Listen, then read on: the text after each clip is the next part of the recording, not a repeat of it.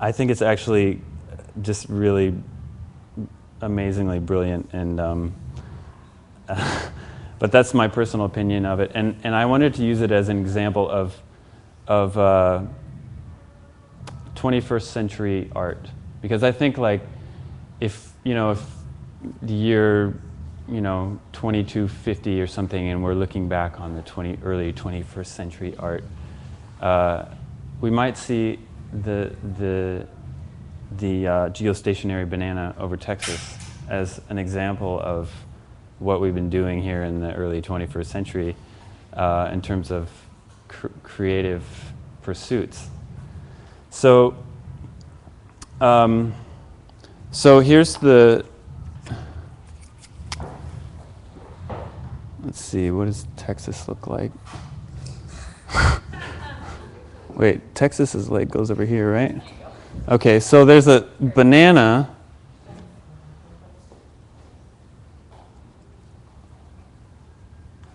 Okay, so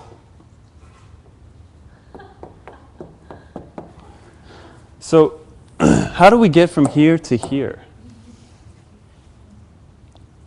Does anybody know?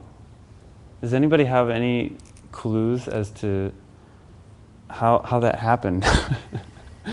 It's a pretty big difference. It's a pretty far stretch, a long way that we've come in a very long time, of course. But what happened? Does anybody have any idea how we got here? It's like a reflection of our perception. That's Okay. What's our perception? well, like 2200 BC, there was what I think is that there was no concept of something like a satellite, like outer space. Right. And now outer space is in our consciousness. Right. It's a Right. concept. Right. So it's a reflection of the concepts of our culture. Okay. That's Okay. Yeah, that's great. Definitely, we have the concept now of technology and what it can do, and how far we can physically go away from the planet, and that probably didn't even exist 22,000 years ago,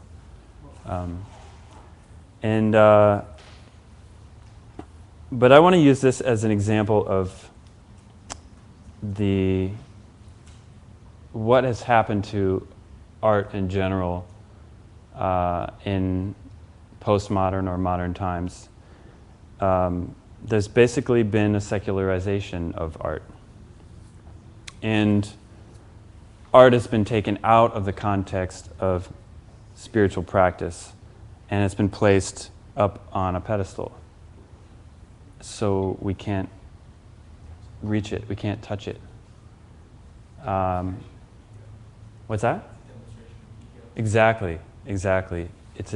That's perfectly said. It's a demonstration of ego. The ego is separate, right? It thinks it's separate. So what does that say about us right now? What does this art say about us right now? As a world, as a global community. And that's we're separate. We're separate from our art. We've put a distance between ourselves and the creative process. And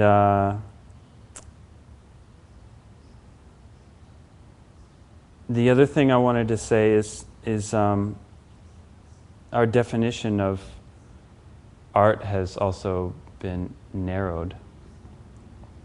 So in pre-modern society, what used to be considered art is no longer considered art. So now only a few things are considered art, like theater or dance, music. In pre-modern society, everything was art. Now, of course, I'm generalizing. I don't really know what pre-modern society was like.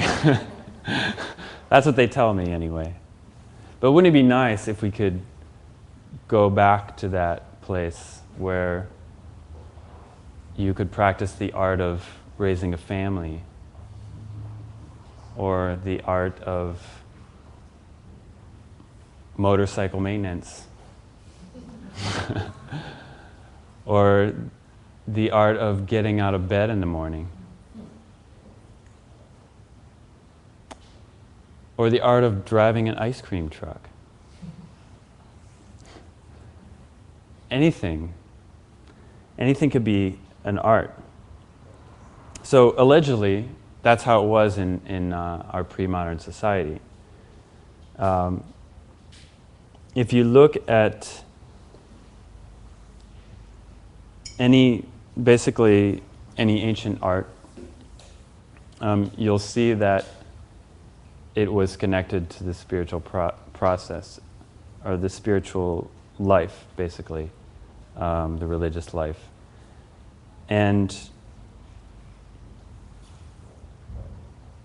just a couple examples. The sand mandala of Tibet. The Tibetans used to practice making a mandala, this beautiful,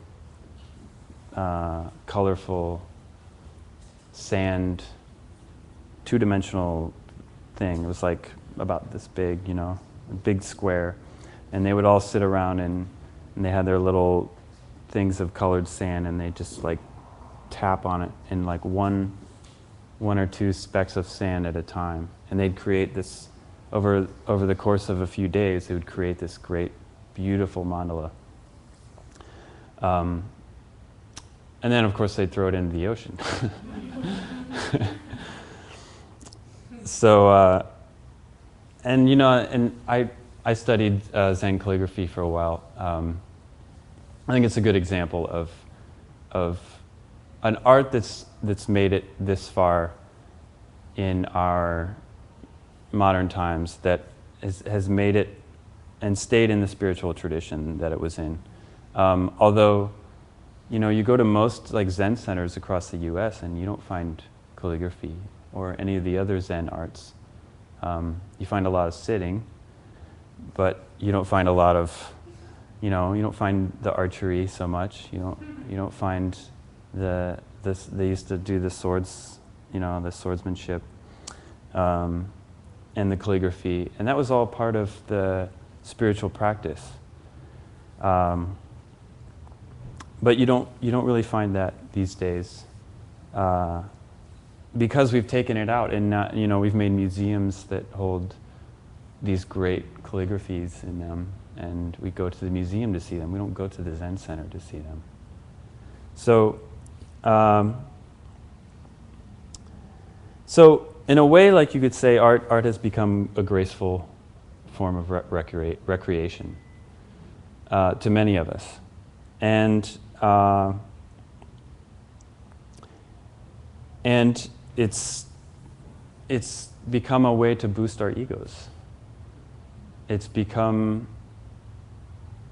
like, I want to become a great artist, That's the mentality. I want to be great. Like, I want people to see me as like, a master. That's not really the purpose of art. The purpose of art is the opposite of that. Purpose of art is self-discovery. It's divine play.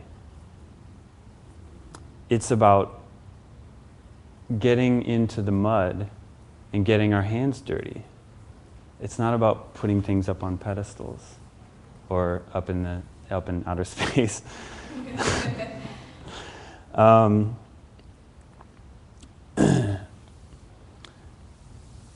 I wanted to say, Meister Eckhart, yeah. Does anybody know about Meister Eckhart? He's like a kind of a spiritual philosopher from the 13th and 14th century. He said basically this. You are either responding to your creativity or you're a victim of it. Which that's a big statement, right? And that also assumes that everybody has it. There aren't just artists and then like lawyers, you know. Everybody has this creative inclination. And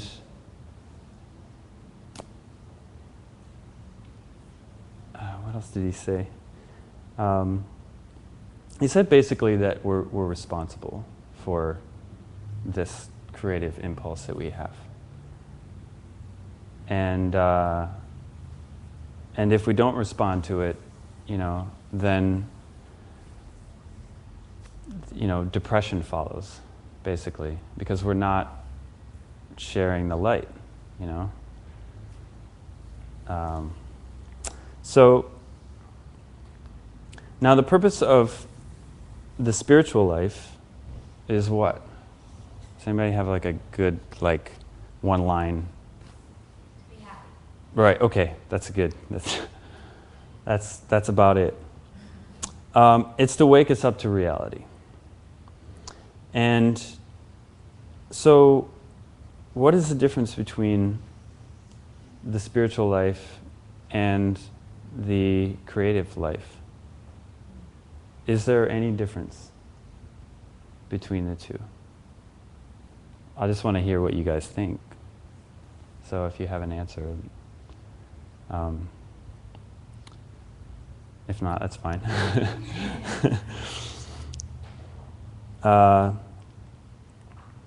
I personally think that there is no difference. And I think that, this is my guess, that they didn't think so way back before they started writing history books. And we can see that. I mean, we can see that in the ancient art forms that have survived, the Aboriginal art forms, the Native American art. It's all over the place. You can go on the internet and you can just you can just Google it and it'll just come at you from all sides. I mean, it's everywhere, the evidence. So I want to talk about Norman Fischer. Does anybody know who Zoketsu Norman Fischer is? He's the former abbot of the San Francisco Zen Center, and he's also a practicing Jew, and he's also a poet, and he's a great poet. He's a fantastic poet, and so if you ever get a chance to check out his poetry, it's amazing. What he says about art in spirituality is that art is essential to the spiritual practice. That the moral, emotional, the physical faculties aren't enough. We need to have some kind of an artistic practice to balance us from all of the queen. So you have to balance out the queen somehow. So, and he says that it keeps us from freezing. It grounds us and it keeps us from freezing. So what does that mean to you guys? Anybody? When you're not tapping into your creative nature and you get stuck in distractions, you're not channeling your creativity. Right. Which is your path, your higher self. Right. Yeah, we get stuck. And in the realm of religion or spirituality, the way we get stuck is dogma. We get stuck in these ideas of how things really are. Like my idea of karma and emptiness, you know, my worldview, and then someone else has this other worldview, God. And I say, no, you know, that's not right. God, your whole God thing doesn't work. And I'll tell you why. And I go off on a tangent about it. That's dogma. So Norman Fisher says the art practice keeps us from dogma. Because, why? Because art transcends all the isms, right? And it's about play. It's not about us versus them. It's about, again, getting into the mud and just playing and being with our divinity. And everybody has the same divinity, but we call it different things. So, and he makes a distinction between imagination and fantasy. He says the imagination is essential to a spiritual practice. That's different from fantasy. Fantasy is like when you're fantasizing about something, you're going somewhere else. You're actually going away from the present moment, off into this safe little cocoon of thought about how things could be or how things should have been or something. And imagination is different from that. Imagination directs us to the present moment. So like if you're sitting on the 405 in traffic, imagination would be like, okay, these are all angels in these cars. They're all cutting in front of me and they're all trying to teach me something. That's like that's what a Buddhist would say, right?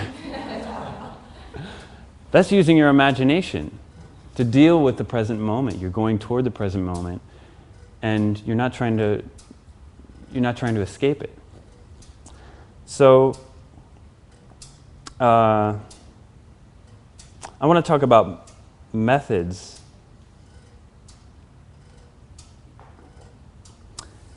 Chogyam, does anybody know who Chogyam Trungpa Rinpoche is? So, I think a lot of you probably haven't heard of him. So I'll just briefly mention who he is. He's a Tibetan. Came over to America in the late '60s and started teaching here, and eventually established centers all over and created Naropa University in Boulder, Colorado, along with the great Allen Ginsberg. So Trungpa Rinpoche taught art as Dharma. And he called it Dharma art. And he said, Dharma art, or real art, is the activity of non-aggression. So, what is the difference between that and aggressive art, I guess? Is there an aggressive art? Does anybody have any thoughts on that? What's that? Queen. Yes, thank you. We have the perfect example. I think the entertainment business can be aggressive. Okay, how so? Making movies and television can be an aggressive art. The idea that you're creating art for the sake of something else, for money, for fame, Mm-hmm. for For ego, yeah, right.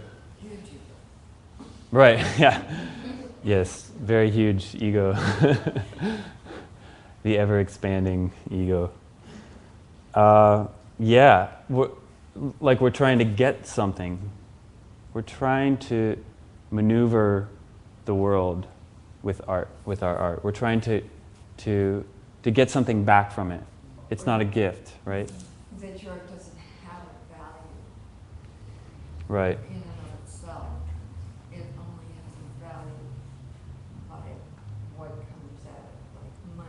Right. fortune, Right. power. Right. Exactly.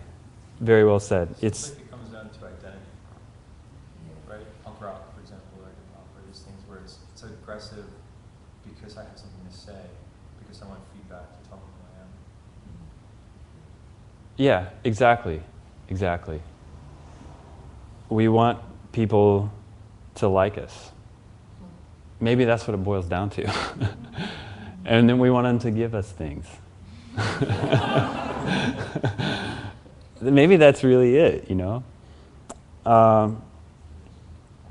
So it's the activity of non-aggression.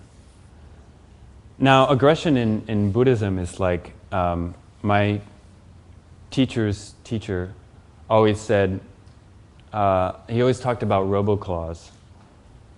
You know those things, those machines you go to, like an old diner or something. Actually, I think the Dinah's has a roboclaws machine. You know, you put the quarter or the dollar or whatever in the machine, and you try to get the little bunny rabbit with the roboclaws, and they and it always like misses, right? You can never get the bunny rabbit. So that's what we're trying to do. We're trying to roboclaws everything because we think that things are out there without our perception of them. We think that they're self-existent. That's the term that they use in Buddhism. That they exist without our perception of it. So the way to change things in our world, therefore, with that worldview, is we go out and we change it, right?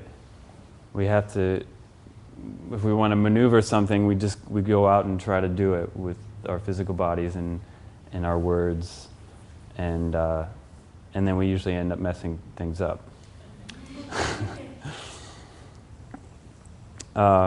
So non-aggression would be the other worldview, where things are coming from us and not at us. So then we have to change ourselves, right? The responsibility lies on us. And then when we change ourselves, when we change the subjective apparatus, then the world changes. So, but we don't know how aggressive we are. And that's what the meditation practice deals with, is dealing with your aggression. And Franz Kafka actually said something about this along the same lines, and it's one of my favorite quotes. It goes, "Do not even leave the house. Only sit at your table and listen. Do not even listen, only wait. Do not even wait. Be wholly still and alone. The world will present itself to you for its unmasking. It can do no other. In ecstasy, it will writhe at your feet." It will writhe at your feet, right? Not 22 miles up in the sky, right? It's right here.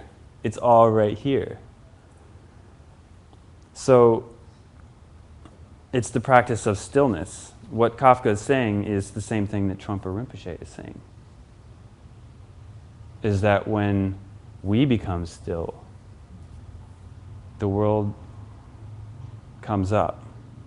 When we sink down, the beauty of the world rises up. So that's what meditation practice is for.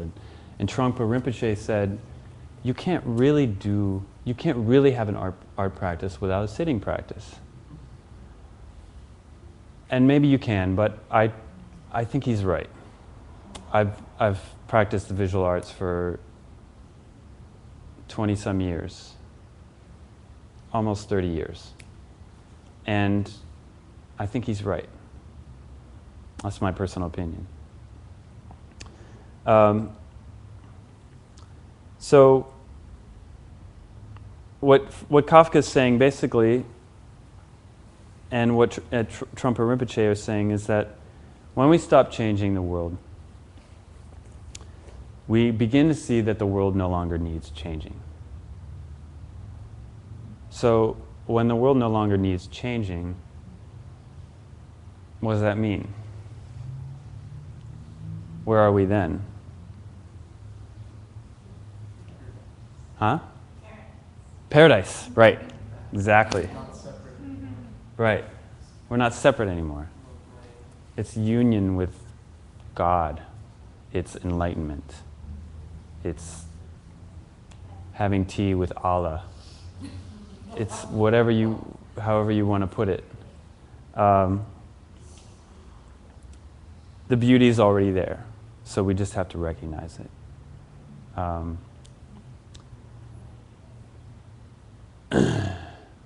John Ruskin said, "He who recognizes it, or she who recognizes it, is exalted by it." So if we could recognize the beauty in Queen, right now we would be exalted by it. Maybe some of us are. Maybe all of you are, and I'm the only one. It's like, what are they doing? And you're all just rocking out in your minds. I hope you are. So, I had this idea the other day, and I want to know what you think of it. It's I was thinking we should just throw out the word art altogether. Just get rid of it, because it's a loaded, nasty, hierarchical word, isn't it? So what if we just got rid of it altogether? And what's that? Most words are. Yeah, exactly. Unfortunately, we have to use them, or at least we think we do. So let's get rid of it. Let's replace it with another word. Let's use the word stuff. Okay? And instead of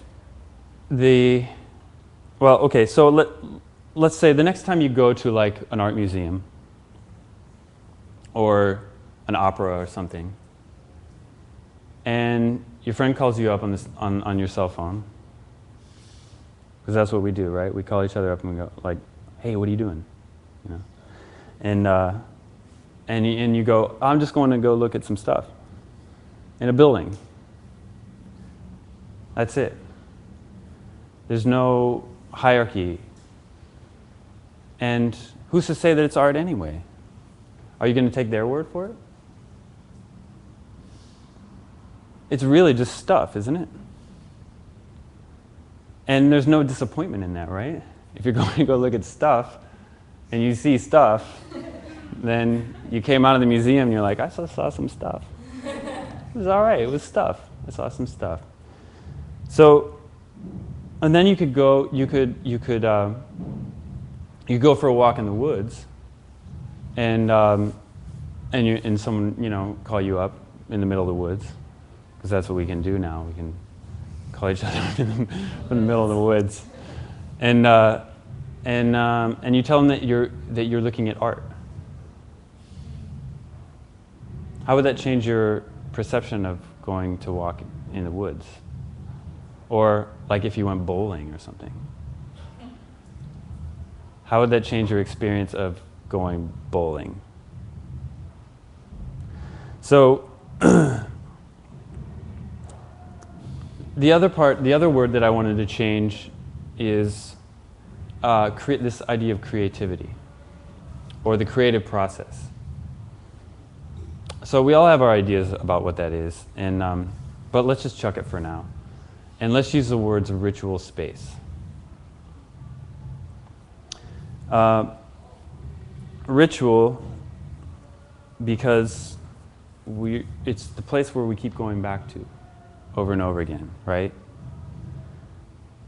And space, because, well, we can't do anything without space, right? As Sun Ra, the great Sun Ra said, space is the place. You can't make art without space. You got to have some elbow room, right? So, so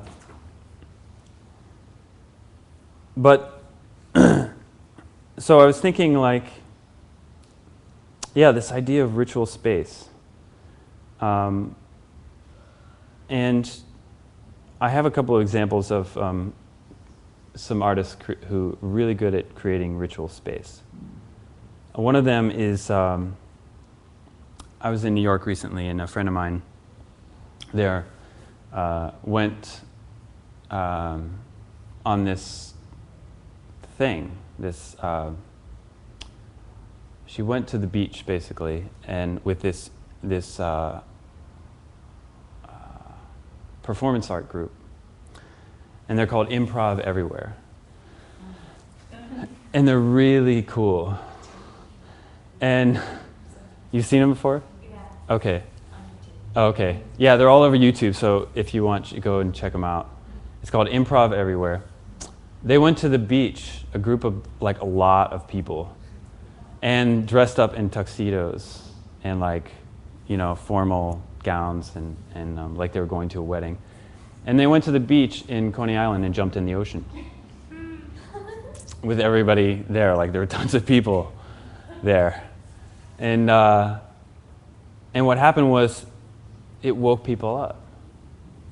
And my friend was like, you know, the most remarkable thing about it was how happy it made people.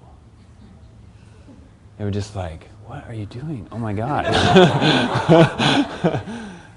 And I have some great photos on here of that, but you can go online and find them. They're really awesome, a great photography of this event. And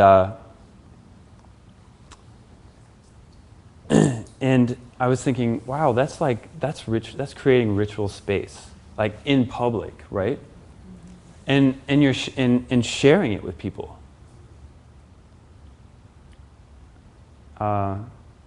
The other example that I have is Marina Abramovic, I think. She's a Serbian performance artist from way back when, and she just had a retrospective exhibition at the MoMA in New York about 6 months ago.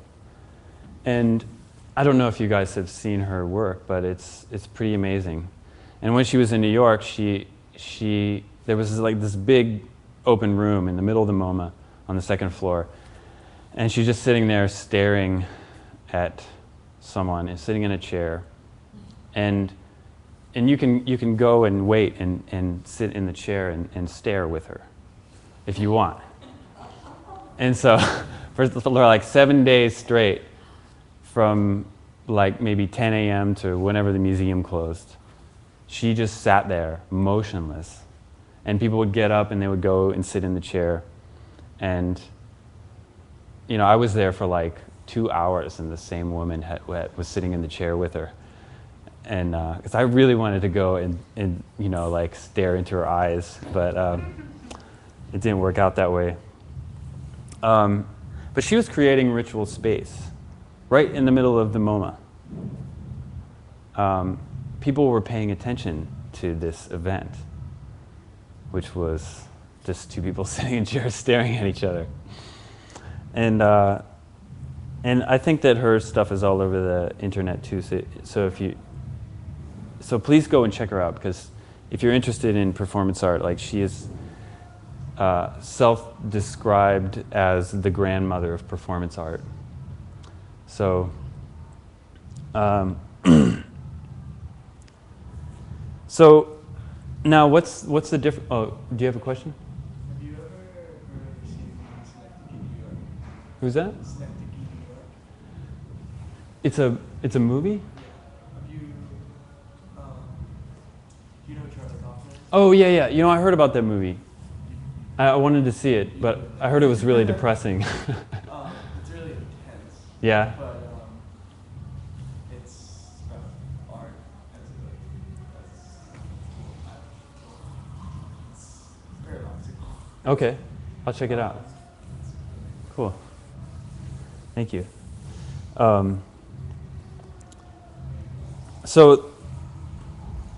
So the only difference really is between the spiritual person, the practitioner of the spirit, and the artist is what?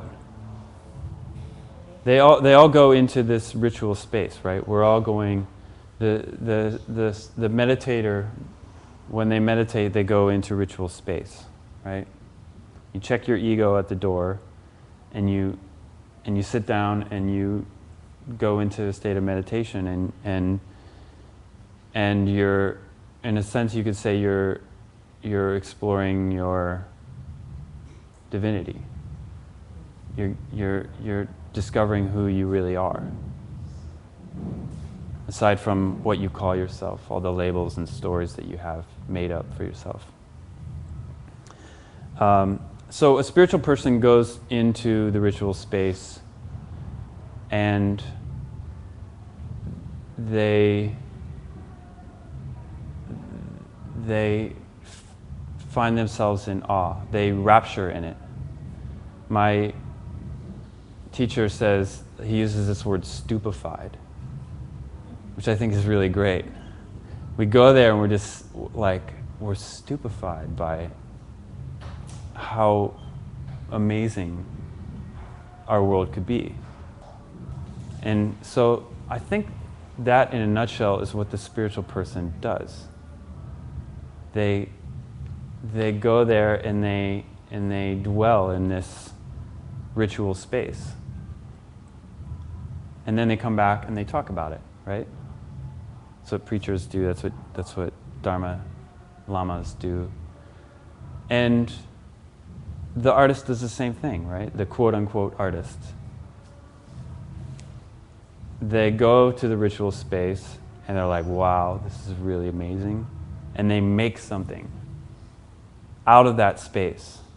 They make stuff out of the ritual space. And then we call it art and we put it up on a pedestal, right? And put it in a museum. So to me, that's the only difference between the spiritual practitioner and the quote-unquote artist. The artist makes stuff out of this space. The spiritual practitioner comes out and talks about it and says, you gotta go here. Because it's amazing, right? And the artist says that too, but you can see that in the art. The art says, you gotta go here, you know? The art is a portal for the ritual space. And the most important part of all of this is the sharing of the ritual space, right? We're social beings. We like to share. We like to talk about what we experienced, like ad infinitum, right? Like we love to talk about our spiritual experiences, right? Like you'd never believe what I saw. I was tripping on LSD, the carpet was moving, you know?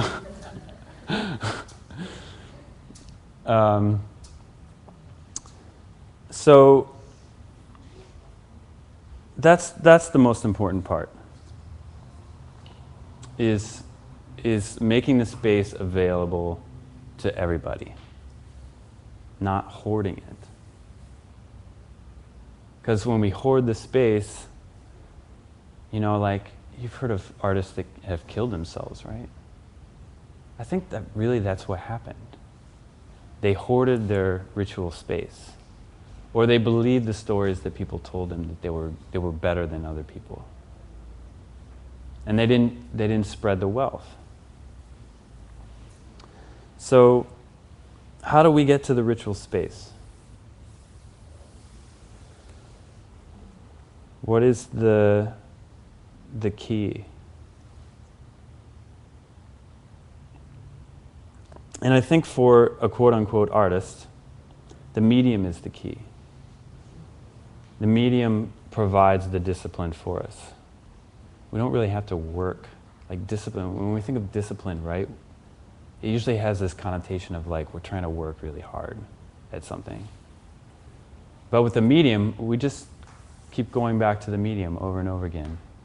And the medium kind of does the work for us. We grapple with the medium, right? But eventually, we learn how to work with the medium, and it takes us to that ritual space. That's why a Zen calligrapher has to learn these letters. You know, for years and years, you have to learn these how to write these letters exactly how they are. And then eventually, like, you're so used to going into this space with this brush and this ink. And eventually you just like, oh, this is the space. And then you're like, and there's really cool stuff here. So I'm gonna paint about it. And then the calligraphy becomes like amazing, you know? It's not just this rigid, like, trying to make the letters. It's just all over the place. You ever seen like what they call drunken script? It's just like, you know? The calligraphy just becomes abstract. And so I think that we can get to the ritual space through meditation and also through a practice with a medium. But Trungpa Rinpoche always said you have to have a sitting practice. And so I think I went over that. But I think that, you know, I want to underscore that again. I think it's really important to have some kind of a sitting practice, whatever spiritual tradition that you ascribe to. It's important to sit down and look at our aggression and how subtle that aggression can be. It goes very deep, and that's why, you know, it takes some time to weed out these misunderstandings of the world, because our ignorance is so deep, because of our misunderstanding of the world is just it takes some time to correct that. You know, the wisdom just doesn't come at us, you know. Sometimes it does, actually. but you know, like, my teacher said something about this. It's like, yeah, enlightenment happens like this, right? But it also takes a really long time. It's like you practice over a lifetime, and then suddenly, like, it hits you. Something will hit you, and you're like, oh, right, of course. You know, I knew that all along. In fact, I've always known that. I just forgot. What's that? Yeah, right. Exactly. The difference between an intellectual, I think what you're saying is there's a difference between an intellectual understanding of worldview and an actual, like, visceral knowledge. Like, it has to go from here to here, right? And that's what our meditation practice does. We study, especially in this tradition, like, we're study-holics, and we like lists. And we like to debate things, you know. And but you know, at some point it has to go here. It can't stay up there. So I want to do some ritual space practice with you guys right now, and give you an opportunity to go there. And I know you probably all have your own ways of doing this already, but I just wanted to share something that I learned from my teachers about how to enter ritual space with ink and a brush on some paper. So we're not making art. At least we're not making art in the way we normally think about art. So we're not trying to make anything beautiful, although we will invariably, I think. But first of all, I want to do a meditation since the queen has stopped temporarily. So everybody just sit as comfortably as you can.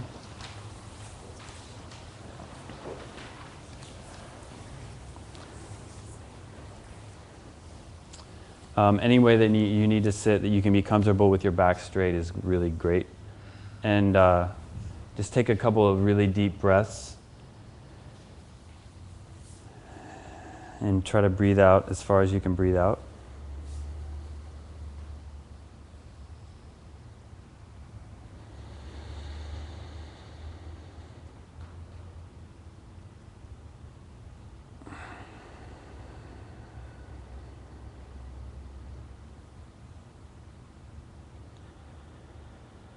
And you can close your eyes or just leave them slightly open and relax your shoulders. Make sure that they're level. Relax your head and make sure that it's level so that you would be looking straight ahead if you had your eyes open.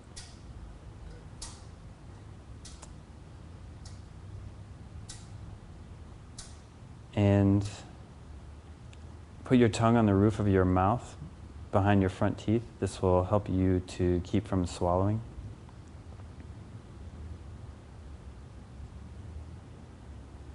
Relax your jaw.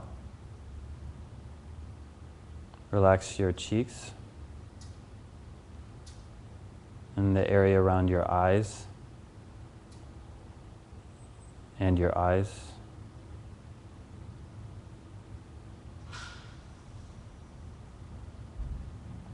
And your forehead.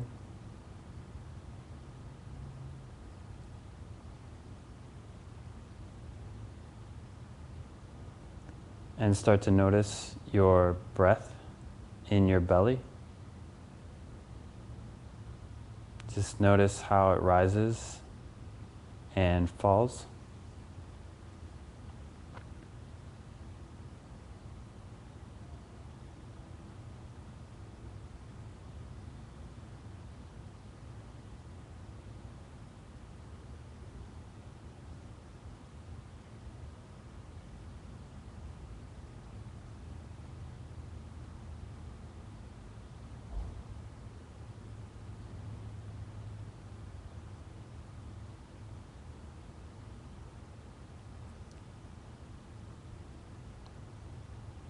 And now notice where the breath stops after it goes out, and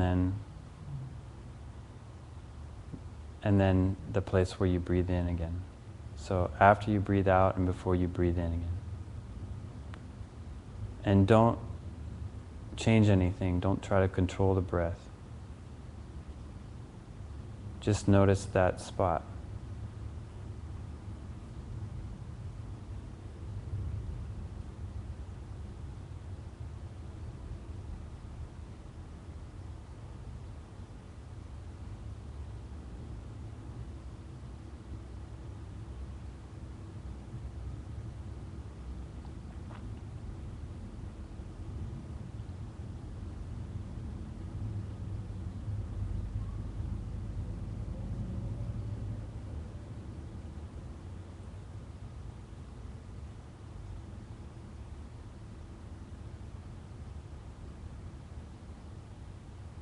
And now fix your attention on the point after you finished breathing in and before you breathe out.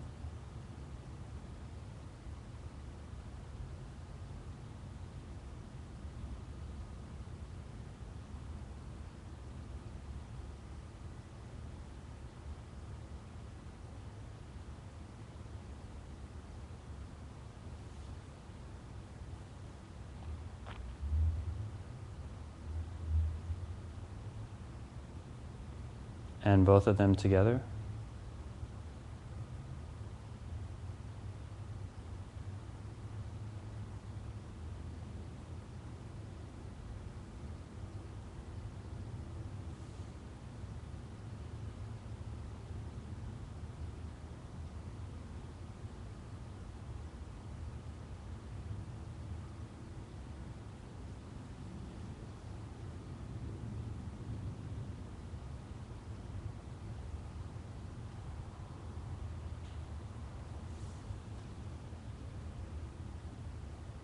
And we're going to use the breath as a preliminary here. So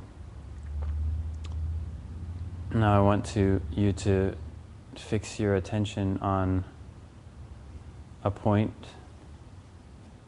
just in front of your spine, at your navel.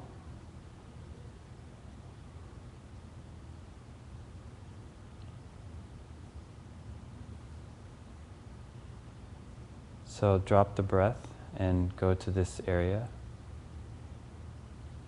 And visualize a tiny diamond of light there.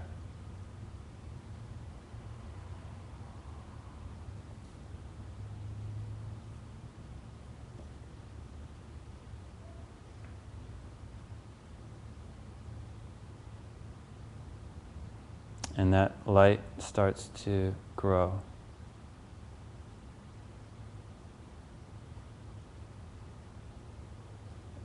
It starts to get bigger.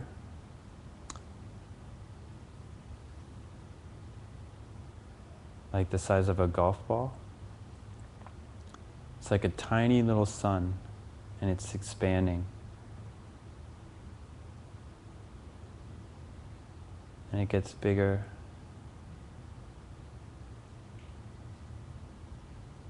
It gets almost as big as your abdomen.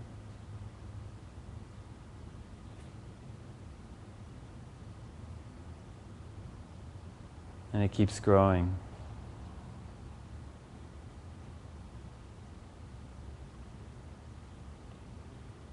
It becomes the size of your whole body, enveloping you in light.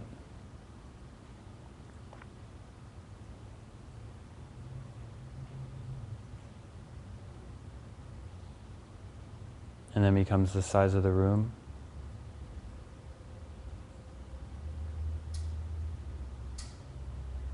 And the size of the building.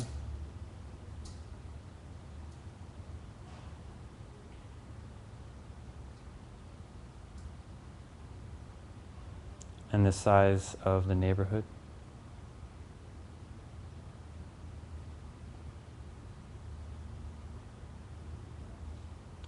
And the size of Los Angeles.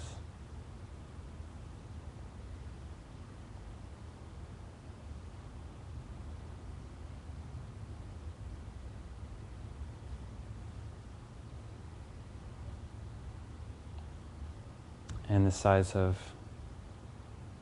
California, the Southwest. And it keeps growing, this sun of light, until it gets as big as the hemisphere and as big as the earth.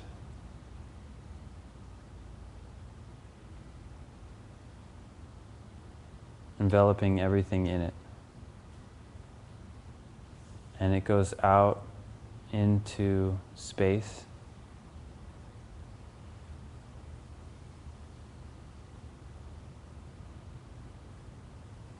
And keeps expanding.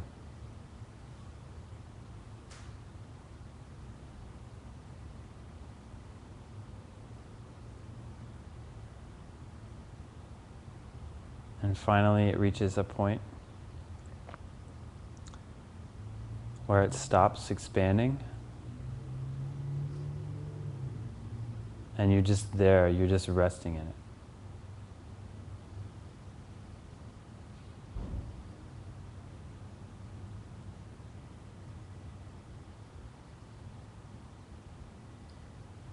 You're not trying to do anything.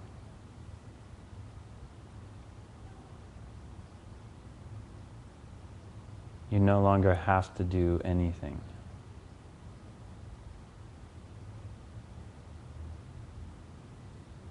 You can just be here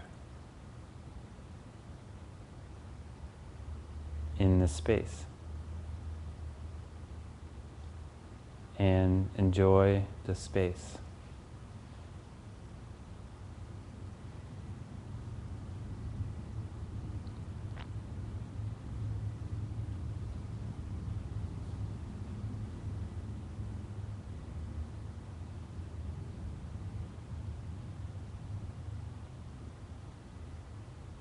And if your mind wanders off, just let that go, let that thought go.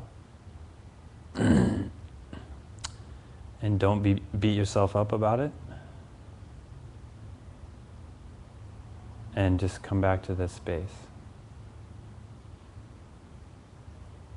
Over and over again.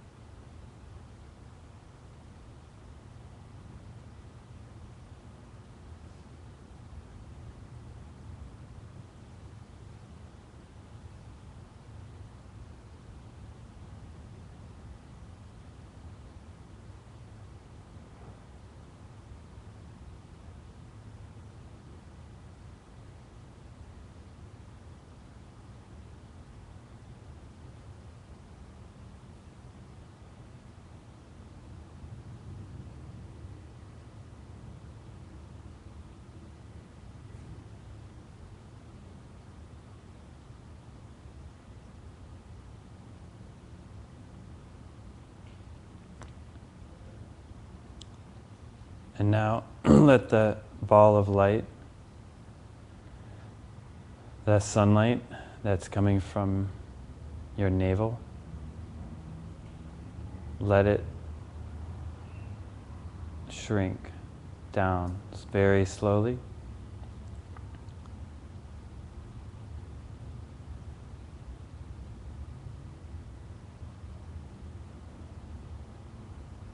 Let it get smaller and smaller.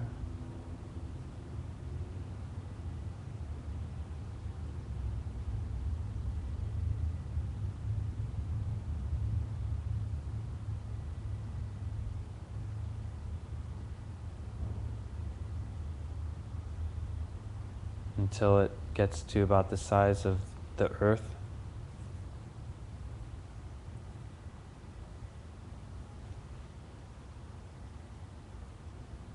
And then the hemisphere.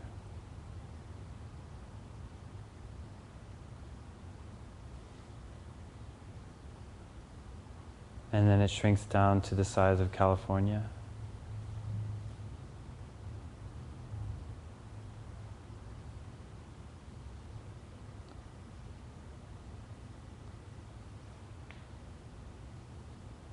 And Los Angeles.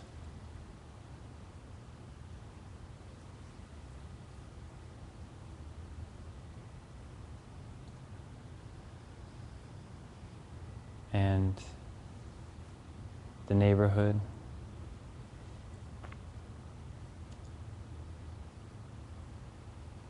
And the size of the building.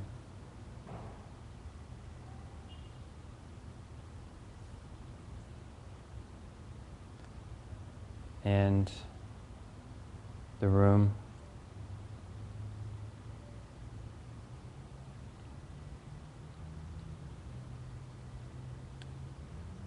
And the size of your body. And then smaller and smaller.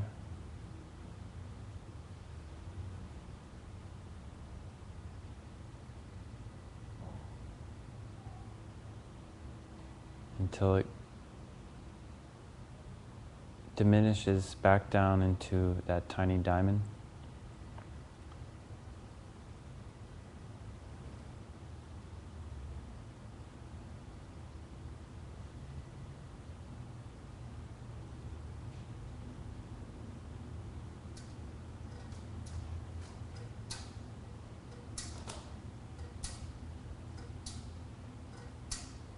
And then starts to expand once more. Slowly to the size of your abdomen.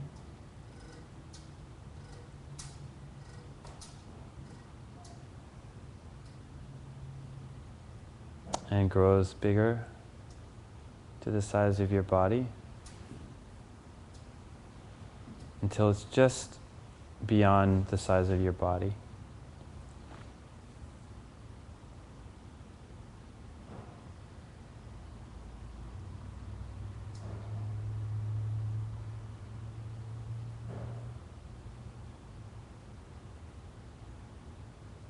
That's your bubble of awareness. So we'll just keep it there for now.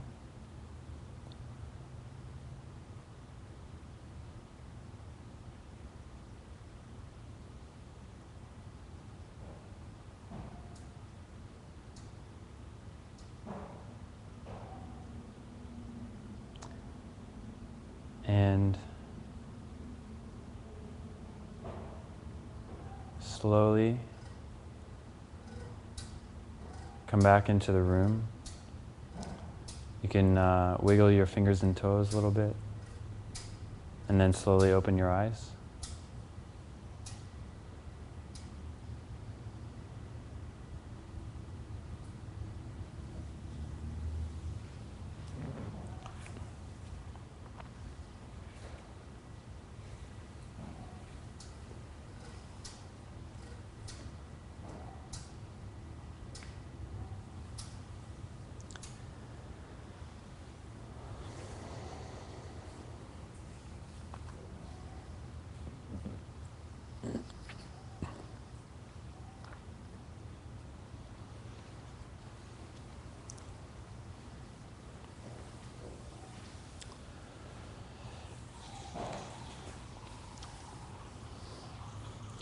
So I wanted to explain a little bit about this practice before we get into it.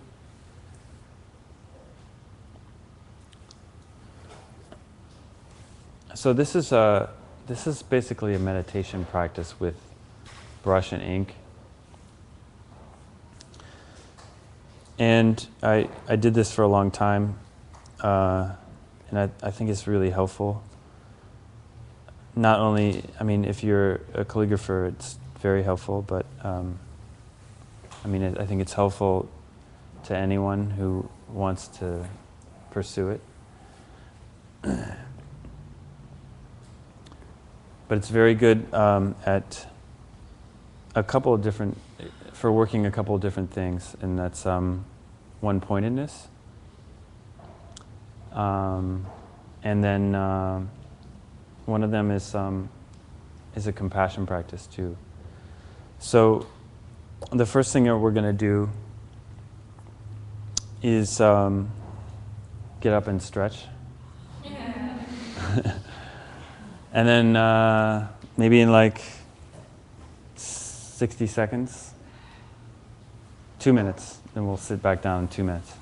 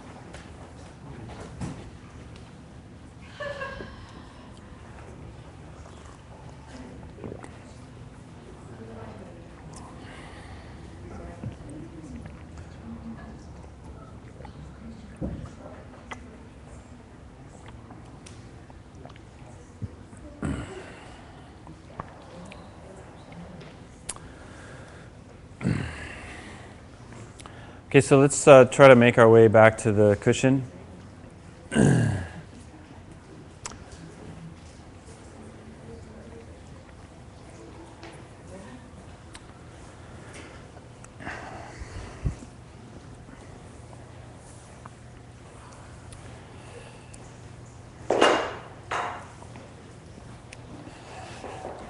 So there's a Qigong practice that kind of precedes this that is really good. We're not going to have time to do that today, but any physical activity, of course, is like really good to do before this, just to get your Qi, your prana moving. So the main focus for this is right here at what they call your hara, which is like two or three fingers below your navel and between your stomach and your spine, kind of maybe just this general area down here. It's what all the martial artists use to kick and punch with. Basically everything comes from here because it's your center. So the calligraphers do the same thing. So it's not, you're not doing this. It's all from here, and the energy just transfers. It just comes down your arm and goes into the brush and goes into the paper. And so that's easier said than done. But we'll give it a try today. And the first thing I want you to do is, this is like, I like to call this the line of intuition.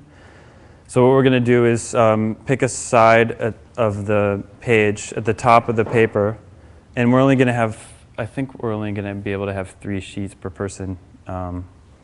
So try to do all of these lines on the same page, and you're going to start at the top of one side, and you're just going to draw a line straight down, and then, but you're going to close your eyes when you're doing this. So don't worry, this is poster paint. So if it gets on something, I think it'll probably come out, hopefully. But so what you're going to do is, if you can sit in the seiza position, which is like this is easier to do. And if you can't sit in that position, that's fine. But it's just it's an easier way to work, to engage your center. And so you're going to dip the brush in the ink, and you're going to start at the top, and you're going to close your eyes when the brush hits the paper, and you're going to go down, and then you're just going to go wherever the brush wants to go. So there's no thinking involved in this. My teacher always said, my teacher's like, he's kind of like Mr. Miyagi. Because I do trade for him. I wax his car and paint. I painted his fence, actually. And he always goes, "No mind, Douglas, no mind." I'm always forgetting things at his house, because after our session, I'm in like the zone, and so I just like, he's constantly coming up to me like before I leave and like handing me whatever I forgot, and he laughs and he goes, "No mind, Douglas." So we're going to leave our intellect out of this. So just lay it aside, if you can, and just let the brush do the direction wherever it wants to go. And then, let it go down wherever it ends up, and then start again at the top of the page and go down again. And do that until you've done like 8 or 9 across your page. So you'll end up with a page full of like abstract squiggly lines, probably. maybe. So go ahead.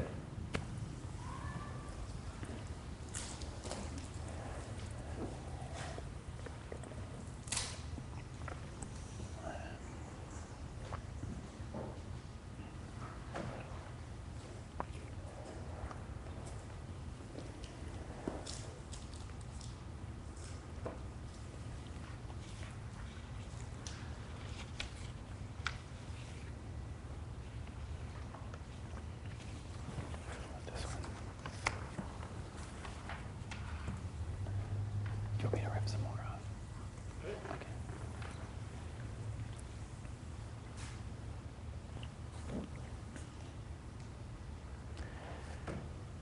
And try to place your attention on your center when you're doing this. So let that energy that's in the center of you come out through your arm and onto the page.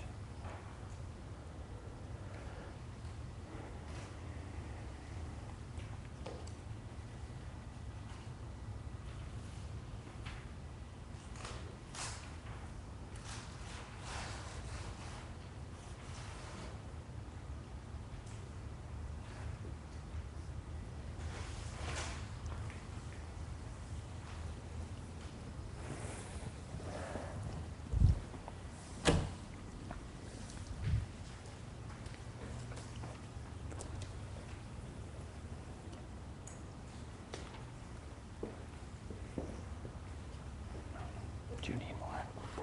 Okay.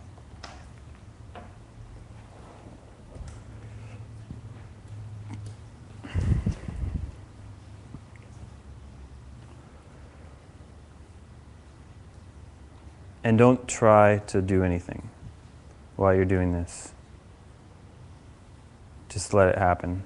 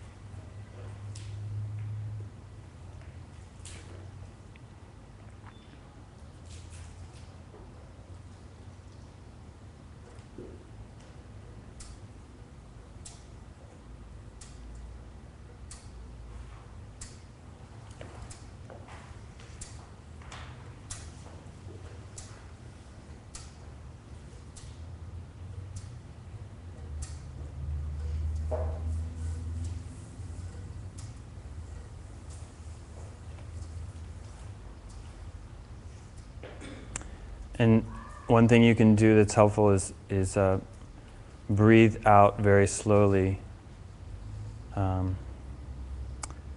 while the brush is on the paper.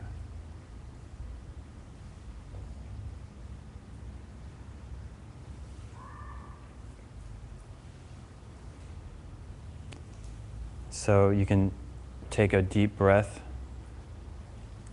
When the brush hits the paper, you just start to breathe out very slowly. And we'll do this more in the next exercise.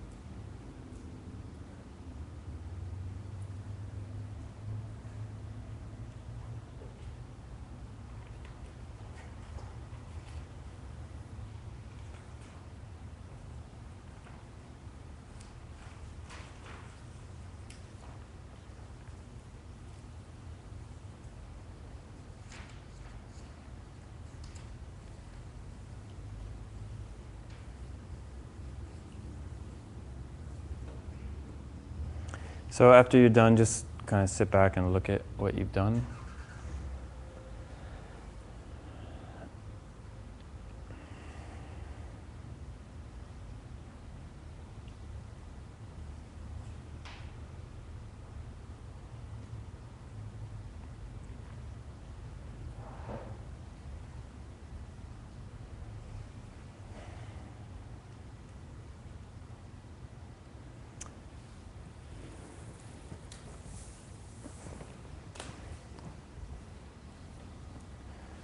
And I'm just gonna put these in the center here so you can work on the next page. So if you want to just kind of throw them in, place them in front of you.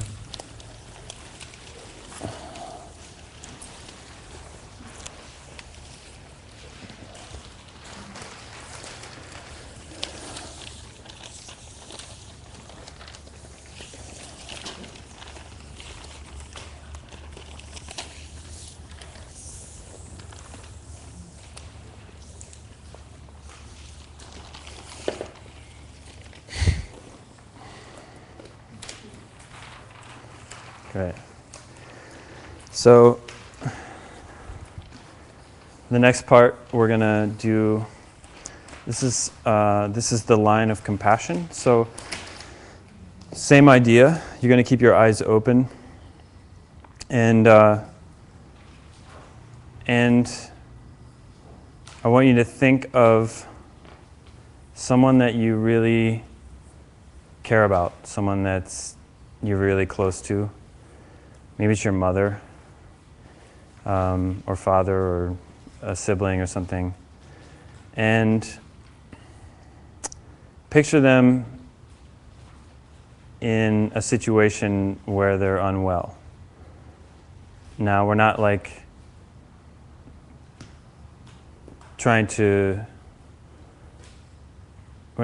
plant seeds for any kind of negativity. What we're trying to do is, it's almost like if you've heard of a death meditation, it's kind of like they're in a hospital and you're sitting next to them.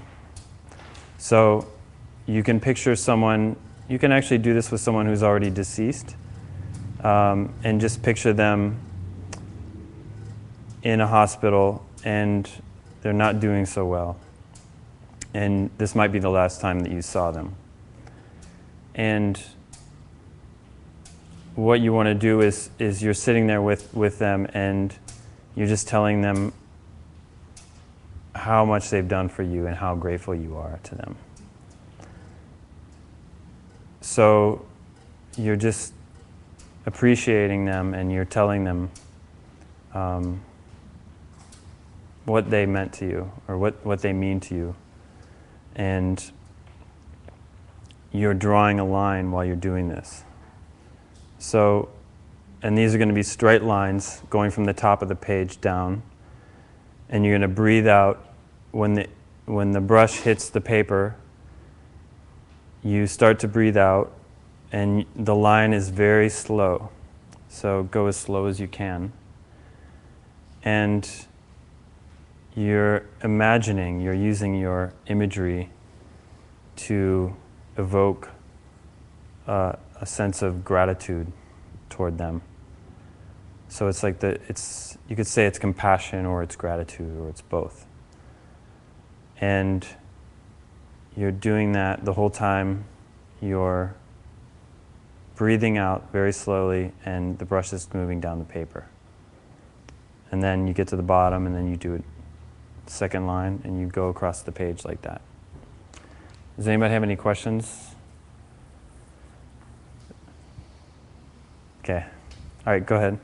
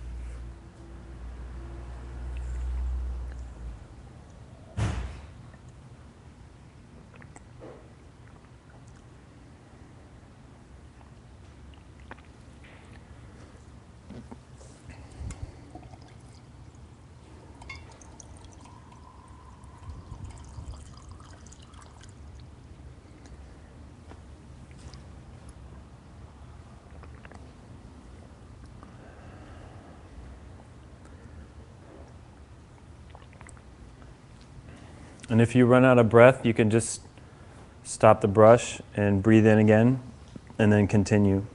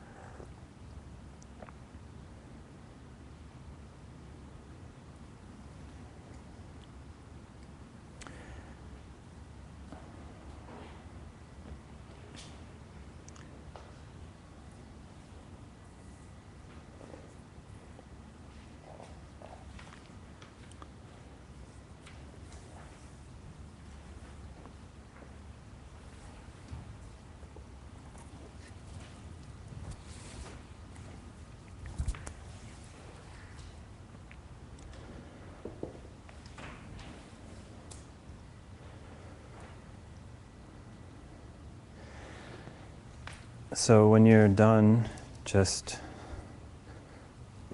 look at the lines that you did, if you like, and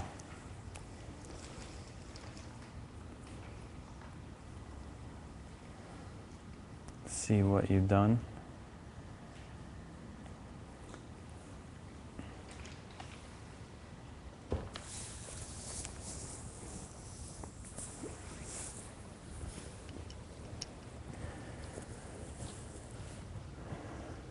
I think that this exercise is really good at getting ourselves out of the way so that we can really get into that space, because we're not thinking about ourselves, we're thinking about what someone else has done for us. And so I think it's really good for that. And it really, to me, it really opens the heart up. And it's good to practice, especially with someone that might be your enemy, you might consider to be a difficult person, and just see what happens to that person in your life after you do this practice with them. The former exercise, I think, to me is about following your higher self, following the lines of your own intuition, and learning to trust that space, the ritual space, and what happens in that space. Because I think that in that space is where we find who we really are. And so we're just, little by little, we learn to trust being in that space and trusting that higher sensibility that we have. And that can change a whole lot about how we live our lives. So I think that's about all we have. Does anybody have any questions? Any comments about anything? I wanted to know, what was that woman's mentioned, Venus, and her name? Venus of Willendorf? Of what? Willendorf Villanova. is Willendorf or something like that? Yeah. And then the New York woman? Marina Abramovic. Yeah. And she's, yeah. If you look up, you could probably even look up like grandmother of performance art, something like that. You can find her. Or go to the MoMA website. Well, I hope you guys got something out of this. If you didn't get anything out of it, then please forget everything I said. And just go about your lives and do what you're already doing. But I really hope that you did get something out of it. And thank you so much for coming. Appreciate it.